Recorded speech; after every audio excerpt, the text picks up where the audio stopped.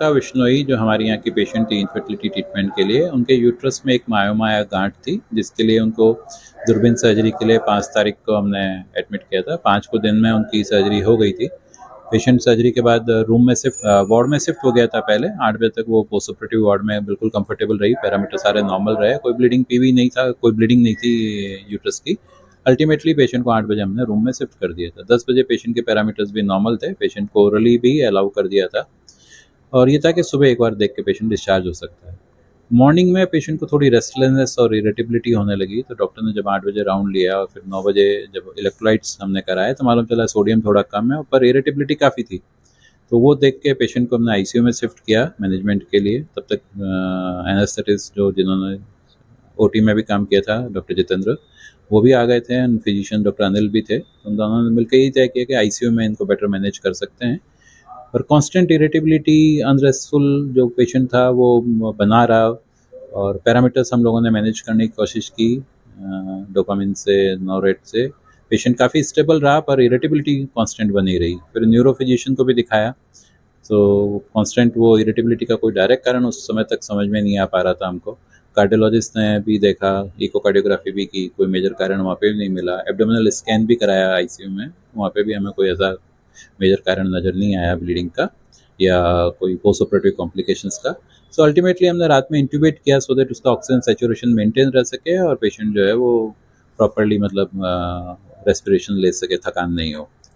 At that time the patient attendant said कि भाई हम प्रियंका जी को अहमदाबाद शिफ्ट करना चाहेंगे ताकि हम वहाँ पे कारण भी ढूंढ सकें और ढंग से मैनेज भी हो जाए फर्दर उसके लिए।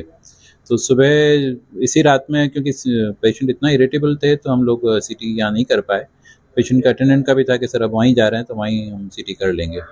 वहाँ जब पेशेंट अनइवेंटफुली ट्रांसफ़र हो गई, 5:30-6 बजे तक अहमदाबाद पहुँच गए। जो डॉक्टर साथ में थे वहाँ भी उनको कोई सपोर्ट किया, एक्स्ट्रा दवाई की ज़रूरत नहीं पड़ी रास्ते में।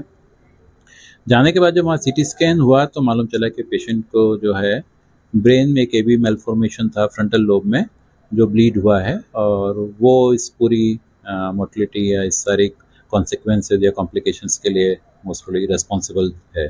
सो सर्जिकली या पोस्ट ऑपरेटिवली या एनेस्थीसिया वाइज ऐसा कोई कारण हमें नहीं समझ में आ रहा था, पर अब हमें लगा कि यस, ये शायद एक कंजेनिटल कारण था जो बहुत रेयर होता है, 2 लाख में से 1% में नज़र आता है। वो था और वो ब्लीड हो गया, उसके कारण से मिसेस प्रियंका को इस सारी सिचुएशन से पास होना पड़ा। बहुत ही अनफॉरगेटेबल और ट्रेजिक इवेंट है हमारे लिए भी और परिवार के लिए भी कि पेशेंट को इस तरह की फेज से निकलना पड़ा। जनरली ब्लीड होने के पहले अगर पता लग जाता तो शायद ट्रीटमेंट पॉसिबल है। ब्लीडिंग के बाद में पेशेंट जब तक डायग्नोज होता है और सारे ट्रीटमेंट की तैयारी होती है तब तक ऑलरेडी न्यूरोलॉजिकल डेफिसिट या न्यूरोलॉजिकल डैमेजेस बढ़ चुके थे, तो इसलिए ऑपरेट करने के लिए वो फिट नहीं थी पेशेंट। क्या ये बाई बर्थ हो सकता है या बाद में कोई घटना के बाद भी? मोस्ट ऑफ द टाइम ये बाई बर्थ ही होते हैं, डेवलपमेंटल कम ही होते हैं, कॉन्जेनिटली होते हैं, डेवलपमेंटल रेयर है। क्योंकि ऐसा जितना रेयर है तो बहुत ज़्यादा इसके बारे में इंफॉर्मेशन साइंस को भी नहीं है, पर हाँ मोस्ट ऑफ द टाइम ये कॉन्जेनिटली जन्म के साथ ही मिलता है।